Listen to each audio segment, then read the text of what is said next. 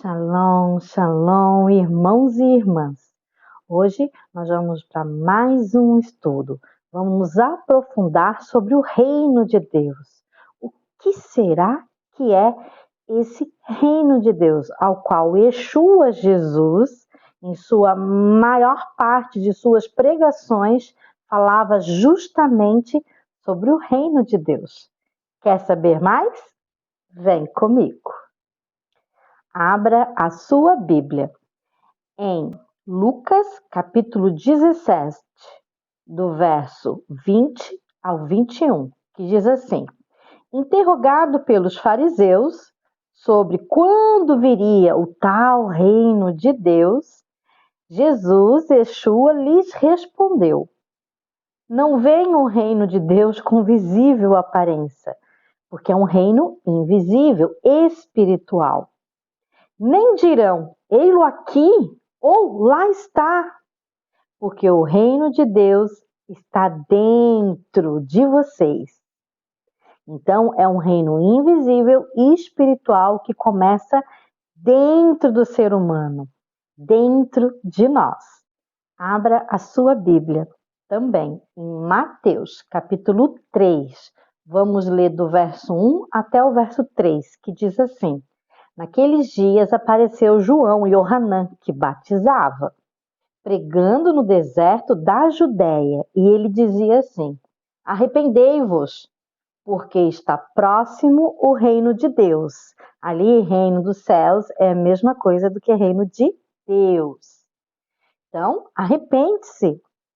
O que é arrepender? O ato de se arrepender é parar de praticar a maldade, a perversidade, o pecado e voltar, retornar para Deus.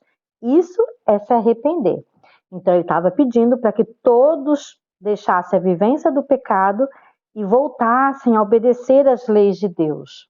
É o referido por intermédio do profeta Isaías, que já havia profetizado que haveria uma voz do que clama no deserto, dizendo: preparai o caminho do Senhor, porque Yeshua, Jesus, já estava entre eles e iria ainda se batizar. Então, através do Senhor, Yeshua iria ser inaugurado esse reino de Deus, um reino espiritual de obediência a Deus, com entendimento do Espírito. E por isso ele fala: endireitai as suas veredas. Viu que incrível? O próprio João, que batizava, já havia predito que estava entre eles o Senhor, que viria e assim inauguraria o reino de Deus dentro de cada pessoa em obediência a Deus. Porque, como fala, reino de Deus é um reino, é um reinado. Todo reinado tem um rei.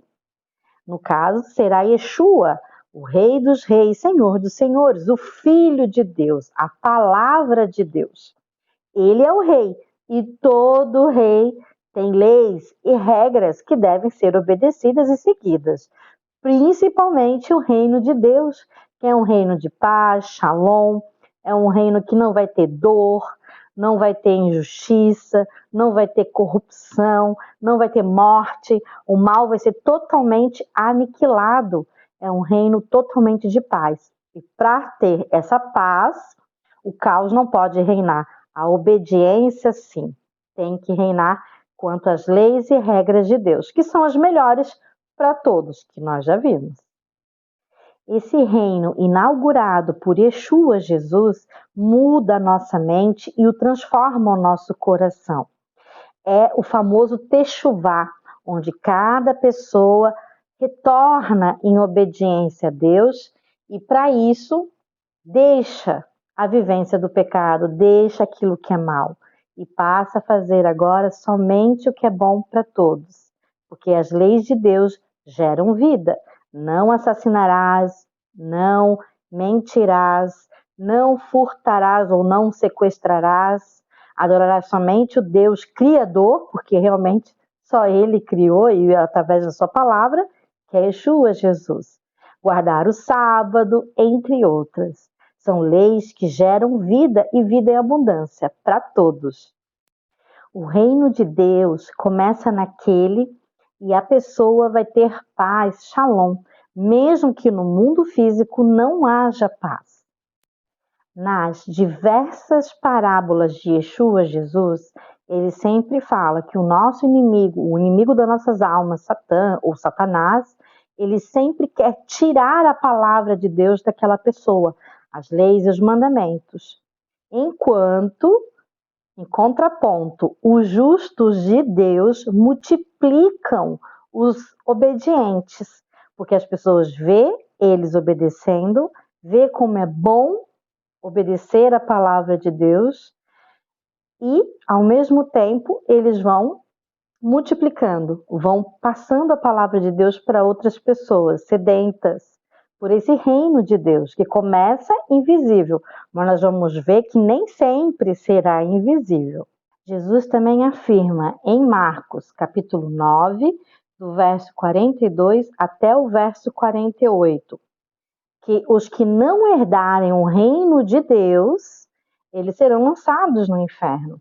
E ali quando diz na palavra, verso 2, e quem fizer tropeçar a um dos pequeninos, aqueles que estão ainda aprendendo a palavra de Deus e a praticando, então esses pequeninos crentes, melhor lhe fora que seria pendurar-se ao pescoço uma grande pedra de moinho e fosse lançado ao mar.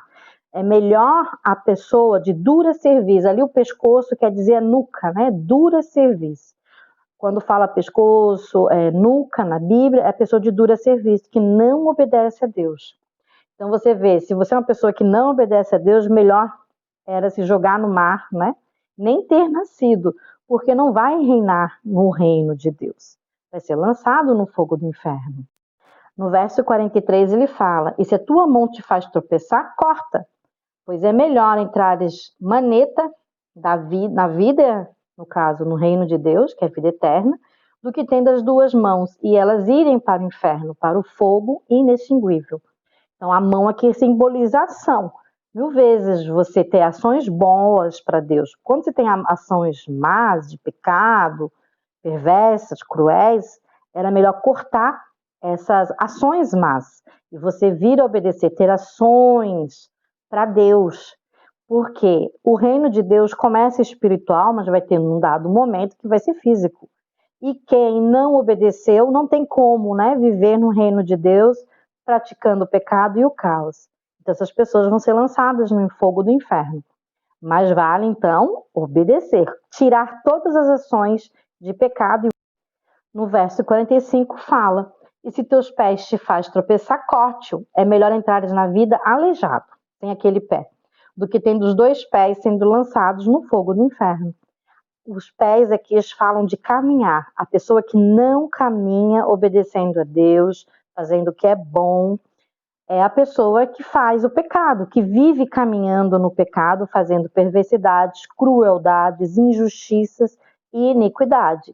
Então, é esse tipo de pessoa, mas vale cortar, parar de fazer esse caminhar de pecado, esse caminhar perverso e voltar, fazer techuvá, retornar para Deus. Porque quem não obedece a Deus não tem como viver no mundo perfeito, fazendo pecado e caos. E no verso 47 fala, e se um dos teus olhos te faz tropeçar, arranca-o. Então, se você fica vendo coisas erradas, coisas más, perversas, pornografia, coisas que são contra a palavra de Deus, se você dá visão a isso, mais vale você tirar isso, não fazer mais, e voltar a ver somente o que é bom. Cuidado com o que vê, com o que fala, com o que ouve, com o que sente, com o que pensa. Porque nós temos que ser transformados pelo Espírito de Deus. Tanto o nosso coração, como também a nossa mente. Não passamos a pensar por nós, mas por Deus. Vamos agora para a segunda parte. Veja o próximo vídeo.